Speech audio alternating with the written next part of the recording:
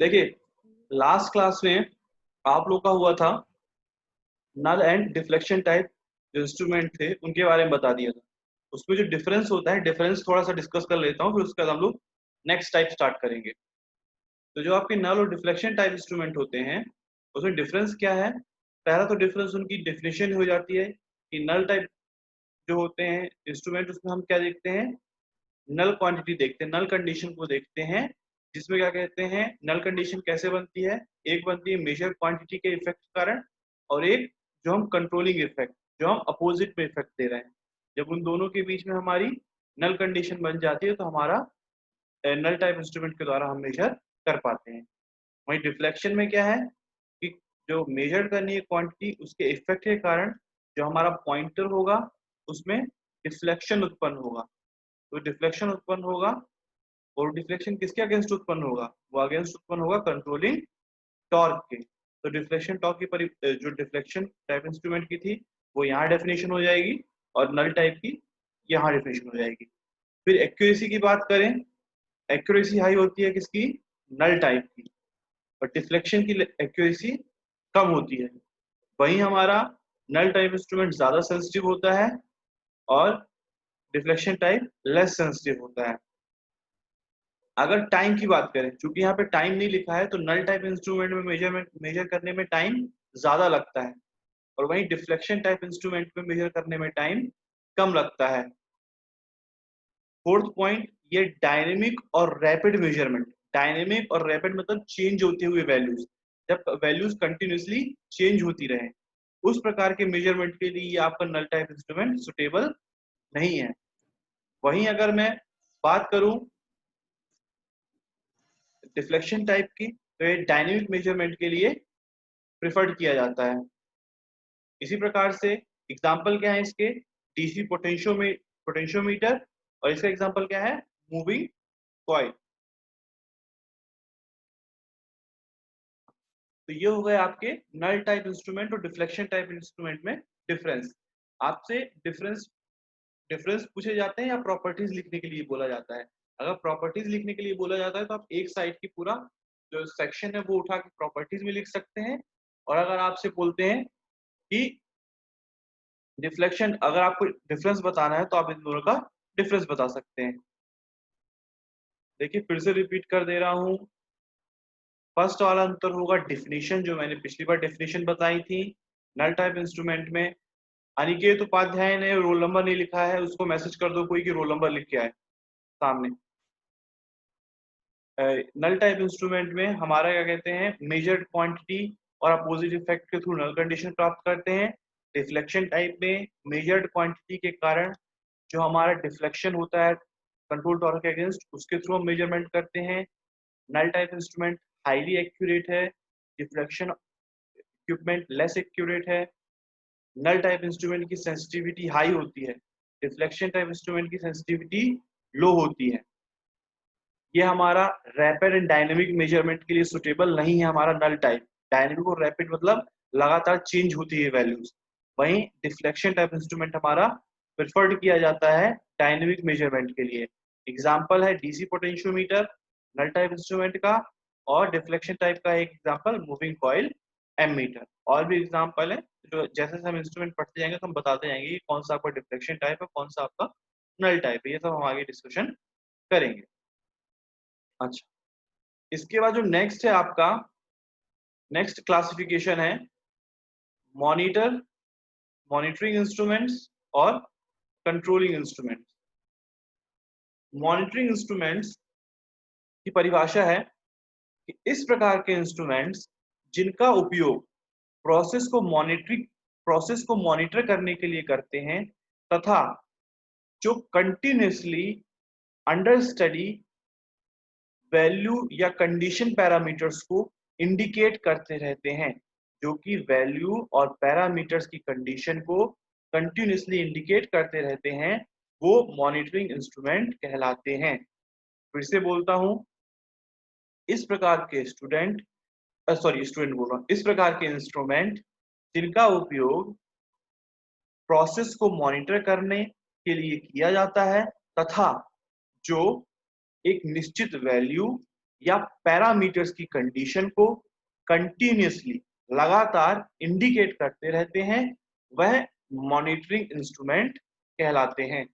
For example, जैसे आपके घरों में जो डिजिटल मीटर्स होते हैं वो कंटिन्यूसली बताते रहते हैं आपके क्या कि आप कितनी बिजली यूज कर रहे हैं, कितने किलोवाट आपका यूज हो रहा है, क्या आपकी यूनिट्स हैं, तो वो क्या हो गए, मॉनिटरिंग इंस्ट्रूमेंट। ठीक है, इसमें और लिखेंगे आगे, इस प्रकार के इंस्ट्रूमेंट हमें ऑडियो या विजुअल इंडिकेशन देते हैं। किसका? वो हमें देते हैं मैग्नीट्यूड ऑफ क्वांटिटी का। तो किस तरह से लिखेंगे, इस प्रकार के इंस्ट्रूमेंट हमें क्वांटिटी के मैग्नीट्यूड का ऑडियो और विजुअल इंडिकेशन देते रहते हैं। हमारे घरों में जो मीटर लगे हैं वो किस प्रकार का इंडिकेशन होगा, विजुअल इंडिकेशन होगा। ठीक है, और कहीं पे अगर ऑडियो पे बताता है तो वो हमारा फिर ऑडियो इंडिकेशन कहलाया जाएगा। एग्जाम्पल क्या है, सभी प्रकार के डिफ्लेक्शन टाइप इंस्ट्रूमेंट जैसे वोल्ट मीटर हो गया, एम मीटर हो गया, and null type instrument, thermometers, passive transducer, इसके एग्जाम्पल है, are the example of monitoring instruments. Control instrument, control instrument की परिभाषा क्या होगी, इस प्रकार के इंस्ट्रूमेंट जो कि ऑटोमेटिक कंट्रोल सिस्टम में यूज किए जाते हैं वह कंट्रोल इंस्ट्रूमेंट कहलाते हैं। अब देखो ये इसका एग्जाम्पल कैसे दिया जाए। अब देखो क्या होता है, फॉर एग्जाम्पल कि जैसे आप मान लीजिए, कभी तुम लोगों ने वो देखो जैसे ट्रेडमिल वगैरह देखी है ना, लोगों ने ट्रेडमिल देखी है, ट्रेडमिल जो देखते हैं इसमें लोग दौड़ते हैं, वो ट्रेडमिल में देखते होगे कि उसमें एक बटन के द्वारा हम क्या करते हैं, कंट्रोल करते हैं स्पीड को। उसमें क्या होता है कि ये बताओ यार, जब तुम स्पीड को कंट्रोल कर रहे हो तो आपको कैसे पता चल रहा है कि स्पीड कितनी है? तो वहां पर क्या होता है, एक मीटर लगा होता है जो स्पीड को कंट्रोल करता है। अब वो मीटर किसके साथ लगा होता है, एक कंट्रोल सर्किट के साथ लगा होता है। मतलब वो कंट्रोल सर्किट क्या कहते हैं, हमें बताता है कि हमारी जो स्पीड है, हमारी जो स्पीड है वो कितनी है, और उसी आधार पर सिग्नल जाता है मोटर को कि आपको तेज रोटेट करना है या धीमे रोटेट करना है। ठीक है, तो ऐसे में क्या होता है कि ये जो इंस्ट्रूमेंट लगे होते हैं कंट्रोलिंग के लिए वो कहलाते हैं हमारे कंट्रोल इंस्ट्रूमेंट। अब ये कैसे लगे होते हैं, इस प्रकार के इंस्ट्रूमेंट का जनरली इलेक्ट्रिकल आउटपुट होता है। यह इंस्ट्रूमेंट फीडबैक पाथ में, यह इंस्ट्रूमेंट फीडबैक पाथ मतलब कि देखो यहाँ पर बना देता हूं, जैसे ये एक सिस्टम है, ये हमारा एक सिस्टम है, यहाँ से इनपुट दिया जा रहा है, यहाँ से आउटपुट दिया जा रहा है। पर क्या होता है, आउटपुट को मेजर करते हुए कंट्रोलिंग के लिए, कंट्रोलिंग के लिए यहाँ पे एक ब्लॉक रहता है जो हमारे इनपुट को बताता रहता है कि जो आपने इनपुट सेट किया है क्या वो आपको आउटपुट दे रहा है। अगर नहीं दे रहा वो आउटपुट, तो ये फीडबैक पाथ क्या होता है, सिग्नल भेजता है कि जो चेंजेस आपने भी किए हैं उन चेंजेस के कारण डिजायर्ड आउटपुट आपको नहीं मिल पाया, तो आपको और चेंजेस करने हैं। तो ये वाला पाथ जो होता है, ये पाथ कहलाता है आपका कौन सा, फीडबैक पाथ। आजकल सारी की सारी प्रोसेस आपकी फीडबैक वाली होती हैं। फीडबैक पाथ मतलब कि आप पहले जैसे सिग्नल देते हैं, अगर आप गाड़ी की स्पीड को ही बढ़ा रहे हैं तो गाड़ी की स्पीड एकदम से नहीं बढ़ती, धीरे धीरे बढ़ती है। तो वही स्पीड क्या कहते हैं, धीरे धीरे वो फीडबैक पाथ के थ्रू पता चलता रहता है कि जितनी स्पीड आपने रिक्वायर्ड मांगी थी क्या उतनी स्पीड आई है, अगर नहीं आई है तो फिर वापस और टॉर्क क्रिएट करना पड़ेगा और स्पीड क्रिएट करनी पड़ेगी। तो ये सब फीडबैक पाथ होता है कि आप कंट्रोल करने के लिए कंटिन्यूसली आउटपुट से इनपुट के बीच में सिग्नल भेजते जा रहे हैं कि हमको ये स्पीड चाहिए थी या हमको ये आउटपुट चाहिए था, तो इसके आधार पर आपको इनपुट कंटिन्यूसली चेंज करते रहना है। तो ये होता है फीडबैक पाथ। तो यहाँ पे क्या बोला है कि इस प्रकार के इंस्ट्रूमेंट, इस प्रकार के इंस्ट्रूमेंट फीडबैक पाथ में यूज किए जाते हैं, जिनके द्वारा, जिनके द्वारा कंट्रोलर को इंफॉर्मेशन प्रोवाइड की जाती है। कंट्रोलर मतलब कि जो हमारी पूरी प्रोसेस को चला रहे हैं। जैसे कि हमारा क्या कहते हैं, जैसे मैंने आपको उसका एग्जांपल बताया ट्रेडमिल का, तो उसमें जो मोटर की स्पीड को कंट्रोल करने वाला पैरामीटर जो इंस्ट्रूमेंट लगा होगा, जो भी आपकी मोटर होगी उसको कंट्रोल करने के लिए जो सर्किट बनाया गया होगा वो कहलाएगा आपका कंट्रोलर। ठीक है, तो इस प्रकार के इंस्ट्रूमेंट सुटेबल होते हैं किसके लिए? डायरेक्ट इनपुट कंट्रोलर को देने के लिए। इस प्रकार के इंस्ट्रूमेंट कंट्रोलर को डायरेक्ट इनपुट देने के लिए सुटेबल होते हैं। और ये इनपुट किस फॉर्म में होता है? इलेक्ट्रिकल फॉर्म में। इसलिए इन इंस्ट्रूमेंट का जो हमारे आउटपुट होता है वो इलेक्ट्रिकल होना चाहिए, क्योंकि जो आपको मोटर का कंट्रोलर होगा वो आपका कैसा इनपुट लेगा? वो आपका इलेक्ट्रिकल इनपुट लेगा। ठीक है, अभी तक लगता है निकेत को किसी ने मैसेज नहीं किया, उसने अभी भी रोल नंबर सामने नहीं लिखा है। उसको बोल दीजिए जब तक वो रोल नंबर सामने लिख के नहीं लाएगा तब तक मैं उसको एंट्री नहीं दूंगा। संजीव, आप अपने 47 और डैश के बीच में स्पेस हटा दीजिएगा। मैं अभी हटा दे रहा हूँ यहाँ से, और हटा दीजिएगा, आपका नाम ऊपर आता है। मैं इसलिए ऐसा कर रहा हूँ कि आप लोगों की किसी ना किसी की अटेंडेंस छूट जाती है। जब मैं अटेंडेंस भरना स्टार्ट करता हूँ तो कभी कभी मिस हो जाती है। आप लोगों को तो पहली पहली बार है, ऐसे में फाइनल ईयर वालों के साथ गलतियां हो जाती हैं। आप लोग आते हैं पर आपकी अटेंडेंस नहीं लगती, इसलिए रोल नंबर वाइज रखो नाम। ऐसे में अटेंडेंस लेने में भी प्रॉब्लम नहीं होती और कभी किसी की अटेंडेंस भी मिस नहीं होती है। चलिए, ये हो गए मॉनिटरिंग एंड कंट्रोल। इसके बाद नेक्स्ट आ जाते हैं हम एनालॉग एंड डिजिटल में। एनालॉग एंड डिजिटल इंस्ट्रूमेंट की बात करें तो सबसे पहले आपको यह समझना जरूरी है कि एनालॉग और डिजिटल सिग्नल होते क्या हैं। मेरे ख्याल से शायद किसी सब्जेक्ट में पढ़ा हो, नहीं पढ़ा हो तो यहाँ पे अपन डिस्कस कर देते हैं। देखो, जब भी हम फॉर एग्जाम्पल एनालॉग का तुम ऐसे मानो कि, हाँ, सबसे अच्छा एग्जाम्पल, तुम लोगों के घर में वो होंगे, क्या बोलते हैं, जो पंखे को कंट्रोल करने वाले मीटर हुआ करते थे। तो दो प्रकार के तुमने, सॉरी, जो कंट्रोलर होते हैं पंखे की स्पीड को कंट्रोल करने वाले, क्या बोलते हैं उनको? फैन स्पीड कंट्रोलर ही बोल लो। वो जो कंट्रोलर होते थे पहले शुरू शुरू में कैसे आते थे? वो 5 क्लिक्स वाले आते थे कि 1 2 3 4 5, एक नंबर पर पंखा चल रहा है, दो नंबर पर पंखा चल रहा है। तो ये वो जो है वो एक निश्चित पॉइंट पे जाके फिक्स हो जाता है। मतलब 5 ही स्टेट है उसकी, 1 2 3 4 5। तो वो जो स्टेट हम बोलेंगे उसको हम बोलेंगे डिजिटल स्टेट। मतलब के 1 हो गया, 2 हो गया, 3 हो गया, 4 हो गया, 5 हो गया। मतलब इन 5 स्पीड पे आपका फैन रोटेट कर सकता है। तो इनको हम बोल सकते हैं ये डिजिटल पिंस हैं हमारे उस फैन की। पर अब जो देखते हो, अब आजकल कैसे आता है, एक फ्री रोटेट करने वाला आता है, कंटिन्यूसली कहीं भी आप उसको सेट कर सकते हो, वो फ्रीली रोटेट होता है। मतलब कि अगर हम माने कि हमारा जो पंखा है उसकी हाईएस्ट स्पीड 200 आरपीएम है, तो अगर हम इसके द्वारा कंट्रोल करें, मतलब फ्री वाले के द्वारा कंट्रोल करें, तो 0 से लेकर 200 आरपीएम तक हम कोई भी स्पीड को कंट्रोल कर सकते हैं। तो वो कहलाएगा हमारा एनालॉग कंट्रोल। और अगर हम इस वाले पे आते हैं, क्लिक वाले पे आते हैं, तो उसमें पहला मान लो 1 पे हम मान लेते हैं 20 आरपीएम, सेकंड पे मान लेते हैं हम 60 आरपीएम, थर्ड पे मान लेते हैं हम 200 आरपीएम, सॉरी 100 आरपीएम, और यहाँ पे 150 आरपीएम, और फिर यहाँ पे 200 आरपीएम। मतलब कि केवल स्पीड के 5 स्टेट ही हम चला सकते हैं। तो ये कहलाता है हमारा डिजिटल और ये कहलाता है हमारा एनालॉग। अगर इसको यहाँ ग्राफ से समझना चाहो तो ग्राफ से समझो कि यहाँ पे कंटिन्यूसली आपको आउटपुट मिल रहा है प्रत्येक इनपुट के लिए।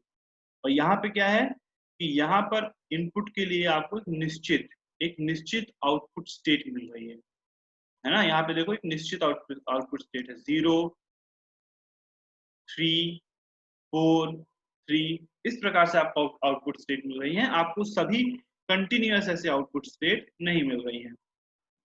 तो ये होता है एनालॉग सिग्नल, ये होता है आपका डिजिटल सिग्नल। तो अब एनालॉग इंस्ट्रूमेंट क्या है? अब यहाँ पर ऐसा है, इंस्ट्रूमेंट बोलेंगे इस प्रकार के इंस्ट्रूमेंट जो कि आउटपुट हमें कंटिन्यूसली प्रोवाइड करते हैं। फिर से बोलता हूं, ऐसे इंस्ट्रूमेंट जो हमें आउटपुट कंटिन्यूसली प्रोवाइड करते हैं। अब इसकी परिभाषा लिखने के लिए कैसे, लिखने वाला पार्ट बोल देता हूं। इस प्रकार के इंस्ट्रूमेंट जो कि मेजर्ड की गई क्वांटिटी का आउटपुट कंटिन्यूअस प्रोवाइड करते हैं, अर्थात ये हमें इनफाइनाइट नंबर ऑफ इनपुट्स के लिए आउटपुट प्रोवाइड करेंगे। मतलब कि ये हमें मेजरमेंट की हर वैल्यू को, हर चेंज को दिखा पाएंगे आउटपुट में। ठीक है, ये लास्ट वाला सेंटेंस नहीं लिखोगे, इसको ऐसे लिखोगे कि एनालॉग इंस्ट्रूमेंट मेजर्ड की जाने वाली क्वांटिटी में होने वाले हर चेंज को दिखा सकते हैं। ये इस तरह से लिख लोगे इसको। फिर से रिपीट करता हूं, एनालॉग इंस्ट्रूमेंट नहीं नहीं इस प्रकार के ऐसे इंस्ट्रूमेंट जो कि मेजर्ड की जाने वाली क्वांटिटी के आउटपुट को कंटिन्यूसली शो कर सकते हैं या उसके आउटपुट वेरिएशन को कंटिन्यूअस फैशन में दिखा सकते हैं, वह एनालॉग इंस्ट्रूमेंट कहलाते हैं।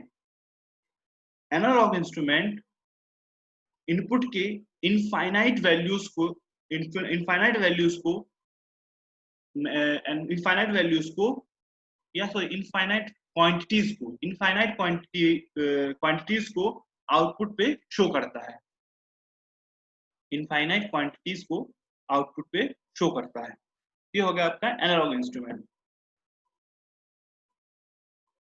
अब इसके बाद थोड़ा वेट करिएगा, अटेंडेंस ले लूं। हाँ, देखिए डिजिटल इंस्ट्रूमेंट की बात करें तो जैसे मैंने क्या कहते हैं आपको एनालॉग के लिए बताया, तो डिजिटल इंस्ट्रूमेंट क्या होंगे आपके इस प्रकार के इंस्ट्रूमेंट जो कि हमें डिस्क्रीट स्टेप्स, डिस्क्रीट मतलब होता है कंटिन्यूअस का उल्टा, ये कंटिन्यूअस है तो इसको हम बोलते हैं डिस्क्रीट मतलब बटा हुआ। ठीक है, फिर से इस प्रकार के इंस्ट्रूमेंट जो कि मेजर्ड क्वांटिटी के आउटपुट को डिस्क्रीट स्टेप्स, ये डिस्क्रीट स्टेप्स में दिखाते हैं, वह डिजिटल इंस्ट्रूमेंट कहलाते हैं। डिजिटल इंस्ट्रूमेंट के द्वारा केवल एक निश्चित फाइनाइट वैल्यूज को दिखाया जाता है। ठीक है, अर्थात ये 1 एम्पियर शो करेगा, 2 एम्पियर शो करेगा, 3 एम्पियर शो करेगा, ये 1.1, 1.2, 1.5 नहीं बता पाएगा। ठीक है, अगर इसको और ज्यादा रिफाइंड की बात करें, जैसे तुम्हारा जो स्केल होता है नॉर्मल, वो 1.1 सेंटीमीटर बता पाता है, पर अगर कोई वैल्यू तुमको 1.15, 1.12, 1.13 में मेजर करनी हो तो आप मेजर नहीं कर पाएंगे। अभी तक अनिकेत को किसी ने मैसेज नहीं किया है क्या? चलो, कैसा लड़का है यार, रुक जाओ।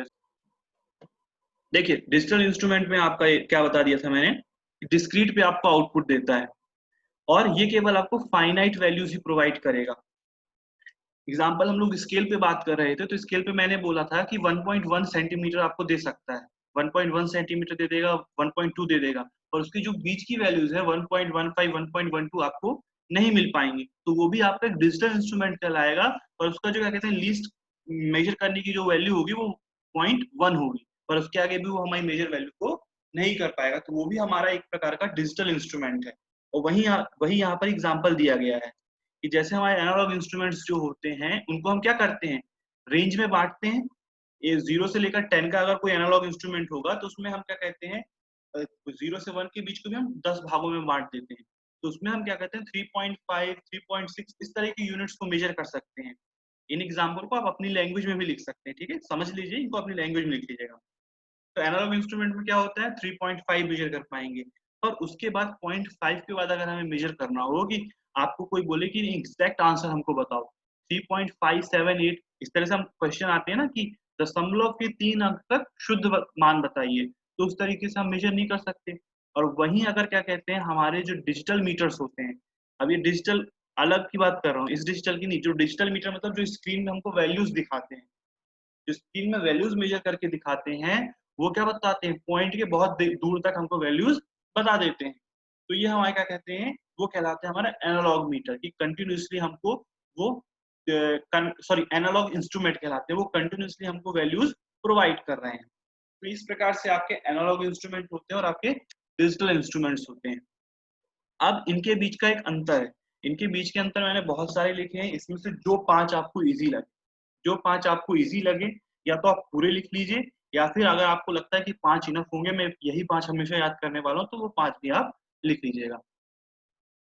ये मैं आपको संडे रात तक आपकी जो पीपीटी है, नेक्स्ट पूरी फर्स्ट यूनिट लिख के मैं आपके इसमें डाल दूंगा। अब देखिए एनालॉग इंस्ट्रूमेंट के क्या है, इसकी जो फुल स्केल होती है, एक्यूरेसी की बात करें, एक्यूरेसी की बात करें तो इसकी फुल स्केल होती है वो 0.01% तक होती है फुल स्केल, इसका लेस, इसका मिनिमम जो हम मेजर कर सकते हैं।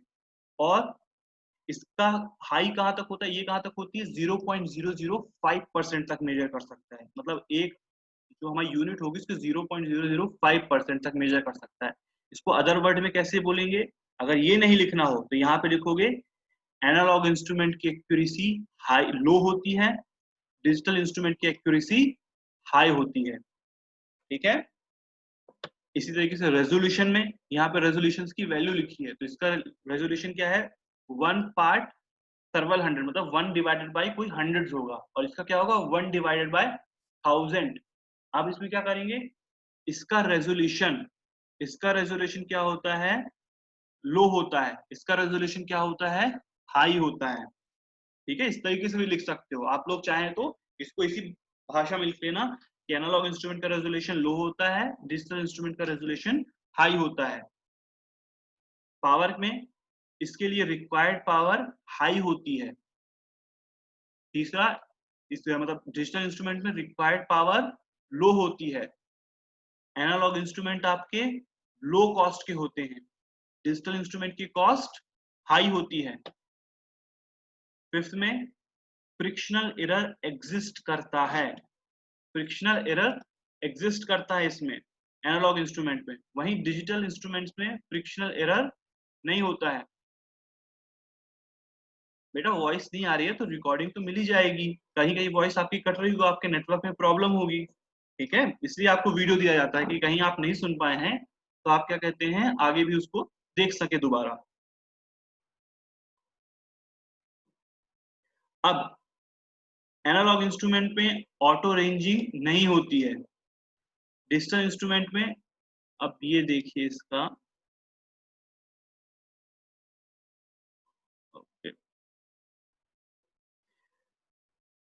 वेट करिएगा, ये जो अंतर मैंने लिख दिए हैं ये मैंने दूसरे पर्सपेक्टिव में लिख दिए हैं। अच्छा सुनिए, ये जो डिफरेंस है, ये डिफरेंस मैंने दूसरे क्लासिफिकेशन के लिख दिए, ये एक्चुअली डिजिटल मीटर्स और एनालॉग मीटर्स में मैंने लिख दिए हैं, इनको मत लिखिएगा, ये मत लिखिएगा।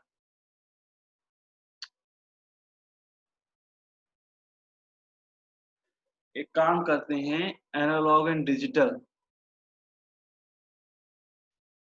ओहो, ये एक काम करो अभी इसको छोड़ देना, एनालॉग इंस्ट्रूमेंट डिजिटल इंस्ट्रूमेंट छोड़ देना। एक्चुअली दो तरह का क्लासिफिकेशन होता है, तो ये क्लासिफिकेशन उतना सही नहीं होगा। चलिए मैं बाद में बता दूंगा, नेक्स्ट क्लास में दोबारा बता दूंगा इसको, ये क्लासिफिकेशन दूसरे टर्म से बता देंगे।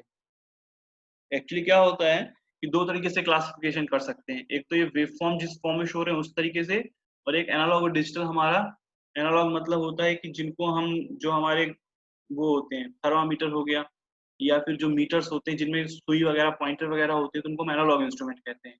और दूसरा हो गया हमारा डिजिटल इंस्ट्रूमेंट जिनमें हमको नंबर दिखते हैं। तो गलती क्या हो गई है कि जो मैंने परिभाषा लिखी है, जो मैंने परिभाषा लिखी है वो मैंने वेवफॉर्म के हिसाब से लिखी है, और जो मैंने अंतर लिख दिए थे, अंतर के टाइम पे पता नहीं मेरे क्या ध्यान रहा, अंतर मैंने उस आधार पे लिख दिए कि जो हमारे, जिनमें हमको पॉइंटर्स दिखता है और जिसमें हमको डिजिटल वैल्यूज आती रहती हैं, तो ये अंतर थोड़ा डिफरेंट है। एक काम करूंगा, इसके बाद क्या क्या मैं आप लोगों को जो बताऊंगा, तो यहाँ पे एनालॉग डिजिटल में जो मैंने अंतर बताए हैं उन्हीं के आधार पे डेफिनेशन लिख दूंगा। ये नेक्स्ट क्लास में डिस्कस कर दूंगा कि मैंने क्या चेंजेस किए हैं। चलो, एब्सोल्यूट और इस पे आ जाते हैं, एब्सोल्यूट एंड प्राइमरी इंस्ट्रूमेंट और सेकेंडरी इंस्ट्रूमेंट पे एनालॉग डिजिटल में इसके बाद डिस्कस कर दूंगा। चलिए, एब्सोल्यूट और प्राइमरी इंस्ट्रूमेंट की बात करें, ये भी आपका एक प्रकार का क्लासिफिकेशन है, ये इंपॉर्टेंट क्लासिफिकेशन है। बाकी जो अभी तक मैंने क्लासिफिकेशन बताए थे वो आपके क्लासिफिकेशन होते हैं, इसलिए उनको मैंने बता दिया था, वो आपसे जनरली पूछे नहीं जाएंगे। पूछा आपसे ये वाला जाएगा कि प्राथमिक और द्वितीयक, प्राइमरी और सेकेंडरी, या उसको एब्सोल्यूट भी बोलते हैं प्राइमरी को, ये क्लासिफिकेशन आपके लिए इंपॉर्टेंट होगा।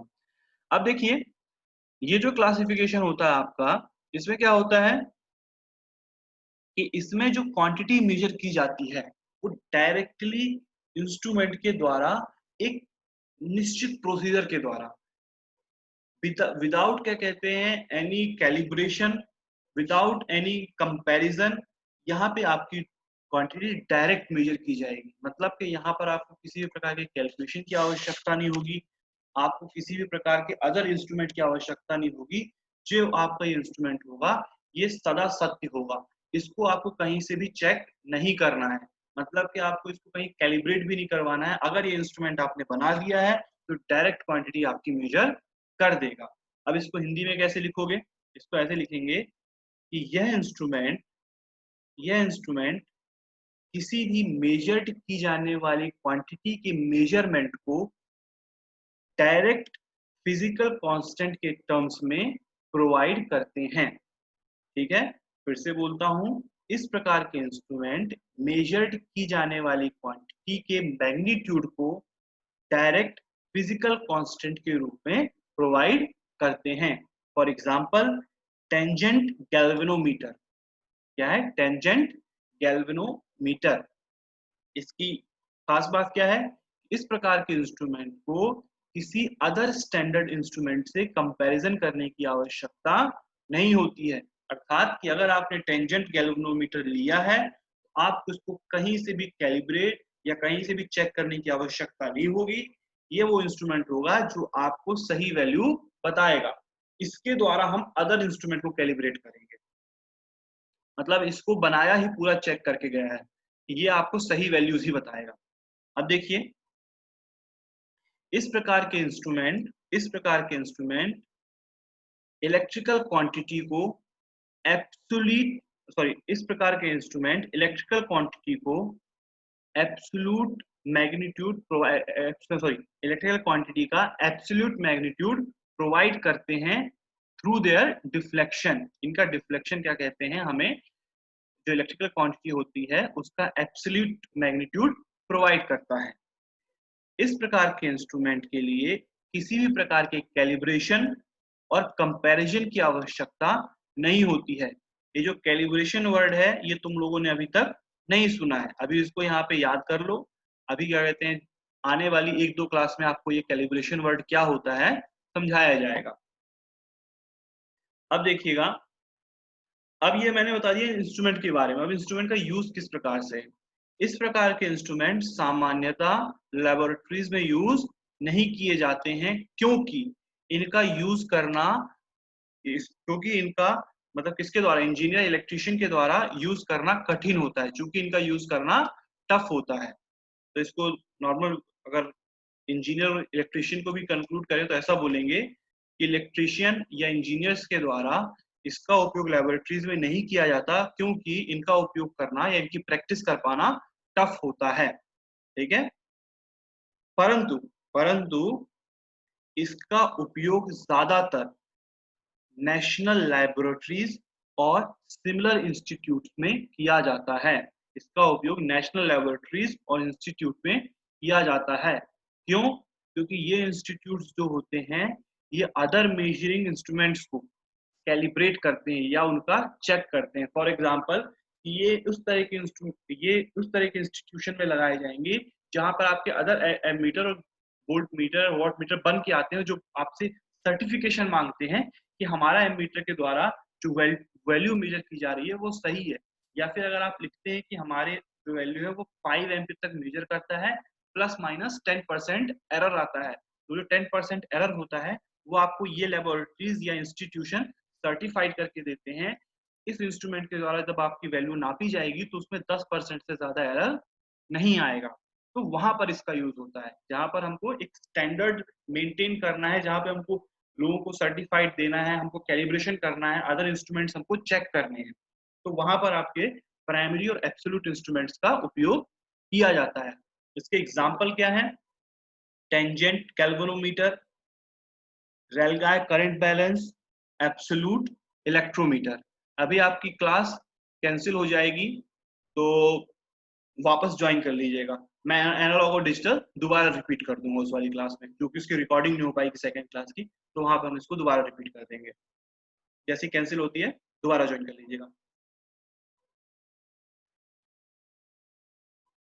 मैं एंड कर रहा हूँ, दोबारा ज्वाइन करिए क्लास को।